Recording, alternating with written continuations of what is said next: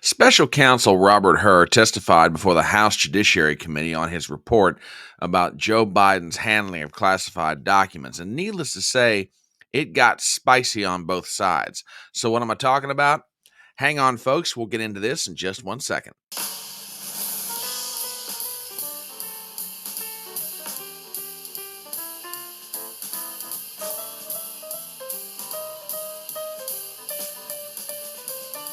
My name is Brian Trippett. I am your front porch conservative. Step on up to my electronic front porch and let's talk.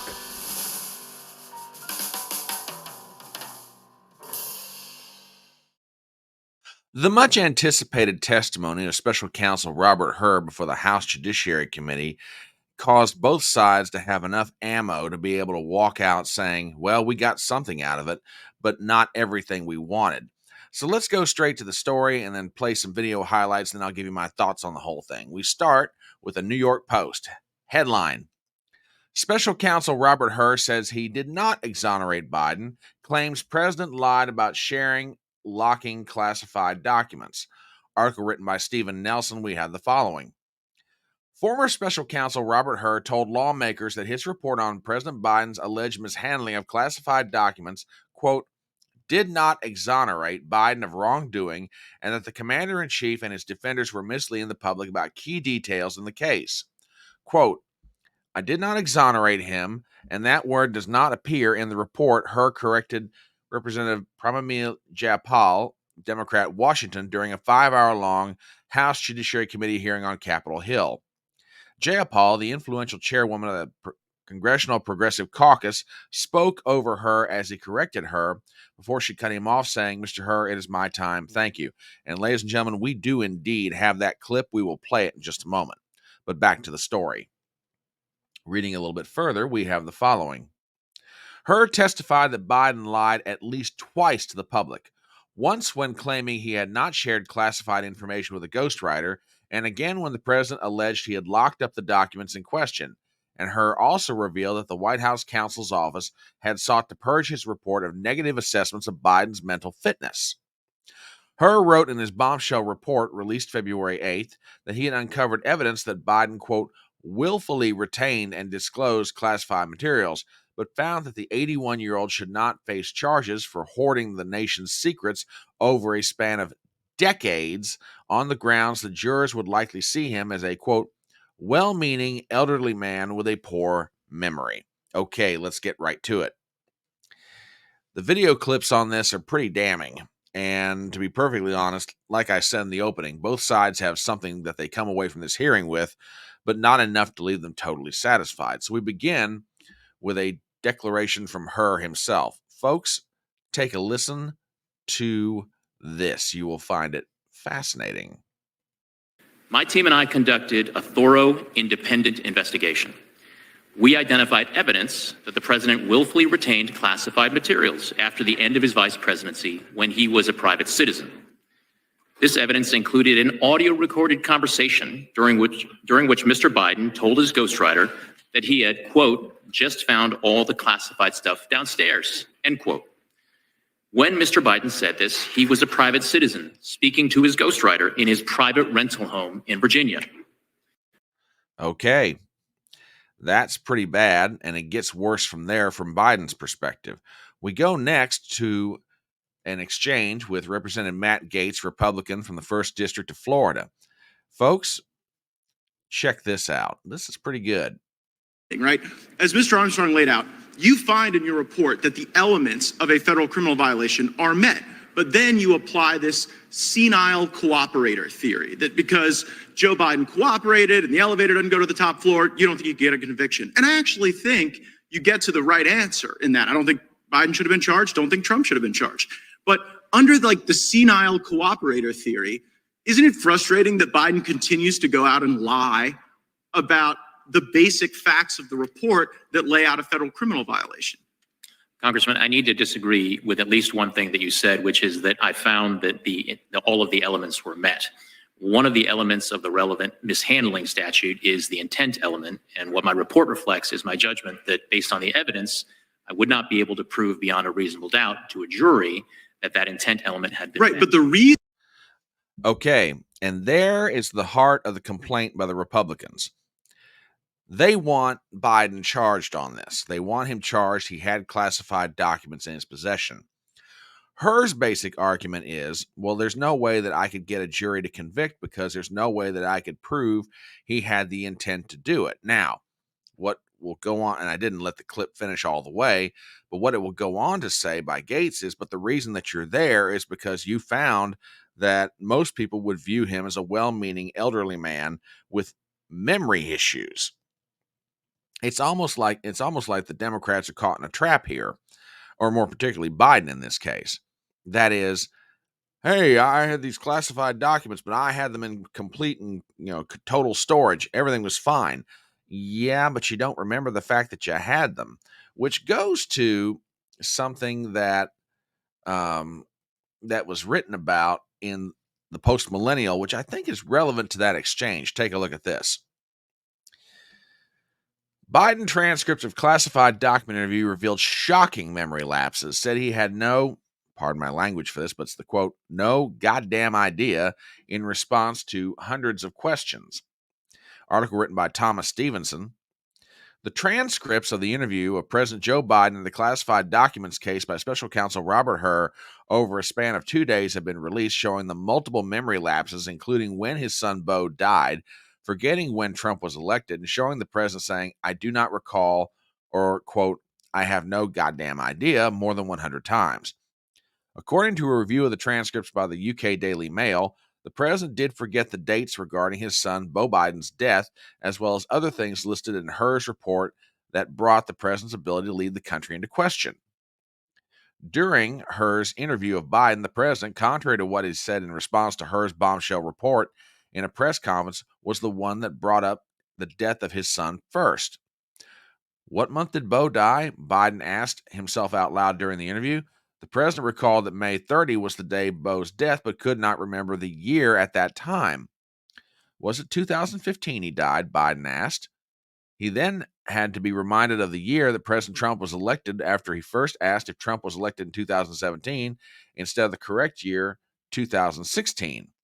When asked about a second box of classified documents in the House, the president replied, I have no goddamn idea.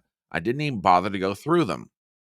Biden could not recall multiple instances where he allegedly brought out classified documents with his staff as well.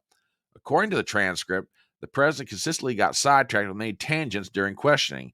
He joked at one point, I just hope you guys didn't find any risque pictures of my wife in a bathing suit, referring to the FBI search for classified documents in his home, which you probably did. She's beautiful. Referring to the FBI search of the home for the classified documents, he said at one point that the FBI knows my house better than I do.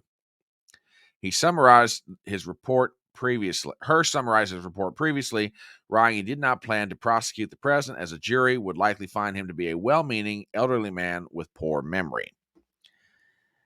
You know, if the Democrats were trying to find a way to get Biden off the hook during all this, I don't know that their testimony or their questioning really helped them, because frankly, to most people, it made it look worse. Now, if you're wondering what I'm referring to in that regard, let me show you a couple other clips, and I think these are pretty bad. I mean, they really are. Here's Jerry Nadler, at one time a former chairman of the House Judiciary Committee. This exchange is pretty kind of a mic drop moment. So, folks, do me a favor and check this one out, because Nadler did himself no favors on this. Any point in your investigation, did you have any reason to believe that President Biden lied to you? I do address in my report one response the president gave to a question that we had posed to him that we deemed to be not credible. Oh man, it just keeps getting worse for them. Here's an exchange with the exchange I was referring to with Representative Jeb Hall from Washington State. It runs about 56 seconds. I'll play this in its entirety. I'll do my best not to interrupt. So, folks, check this out. So this lengthy, expensive, and independent investigation resulted in a complete exoneration of President Joe Biden. For every document you discussed in your report, you found insufficient evidence that the president violated any laws about possession or retention of classified materials. The primary law that you analyzed for potential prosecution was part of the Espionage Act, 18 U.S.C. 793E, which criminalizes willful retention or disclosure of national defense information. Is that correct? Congresswoman, that is one statute that we analyzed. I need to go back and make sure that I take note of the word that you used, exoneration. That is not a word that I'm appears going in to the continue report, with and that's my not part of my questions. task as a I'm going to prosecutor. continue with my questions. I Judgment know I that the received, term. I ultimately reached I know relates to that the whether term. sufficient evidence existed such that the likely outcome You would be a exonerated him. conviction. I know I that did the not term exonerate him. That willful word does not appear in the retention has a. report, Congresswoman. Mr. Hurd, it's my time. Thank you. If you're wondering what that was exactly, that's a case of you're giving me an answer I don't like, therefore I'm going to go ahead and ignore you and keep talking. Herr says it very clearly in his testimony. I did not exonerate the President of the United States. The report does not exonerate the President of the United States. But Jayapal very quickly is like, well, I mean, it's quite obvious that you exonerated him. And Herr's like, well, I need to correct you on something. The report did not exonerate the president. It's my time. Thank you. Oh my gosh. We'll wrap it up with one last exchange, and this is between Robert Herr and the infamous Adam Schiff of California. Yeah, he's always one of our favorites here on the front porch. Folks, check this one out because this is pretty good. And here we go. His attorney falsely represented to the FBI and grand jury that he did not have documents called for by the grand jury subpoena. You didn't find anything like that with respect to Mr. Biden, did you? Congressman, I do not have the Trump indictment in front of me, but I need to address something that you said in your prior question. What you are suggesting is that I needed to provide a different version of my report that would be fit for public release. That is nowhere in the rules. I was to prepare a confidential report that was comprehensive and thorough of an. What is in the rules? Okay, and one last one, and then I'll give you my thoughts on the whole thing. This is the retort to Schiff by Herr as Schiff's time ended. So check this one out. Like I said, it's pretty good.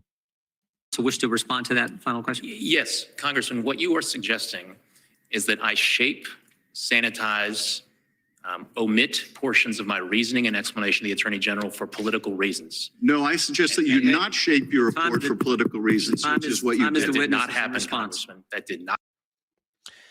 Okay. Like I said at the beginning of the video, I think there's enough for both sides to get something out of it. I just don't think both sides got what they wanted. The Republicans didn't get the prosecution, or at least the beginnings of a prosecution on Joe Biden for handling of classified documents, and the Democrats didn't get an exoneration statement out of Herr saying that the report lets Joe Biden off the hook, rather just the opposite.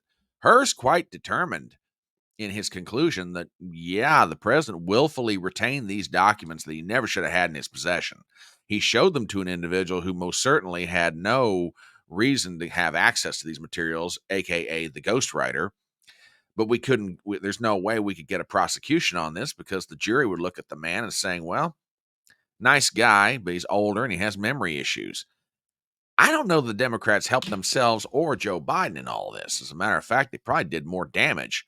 But we'll let the jury decide that, and the jury in this case is the voters on November the 5th. For my part, to me, if I'd been the Democrats, let him talk, get a few points in where you can, and let it go. But the more they try and cover up the fact that Joe Biden, A, had these documents in his possession, it's not helping them as far as trying to make that case against Trump, and B, the more they try and gloss over the memory issues, the more that's going to stick in the minds of voters going into November. Frankly, they should have just left the whole thing alone. But that's what I think about it. What do you think? As we start to wrap up this video, please do me some favors as always. Number one, if you're not a subscriber to my channel, please do so. Number two, please hit the bell for notifications. I want to make sure you're always aware when new material is coming out. Number three, leave a comment below. Number four, share the video around. And finally, give me a thumbs up. My name is Brian Trippett. I am your front porch conservative, and I will see you next time.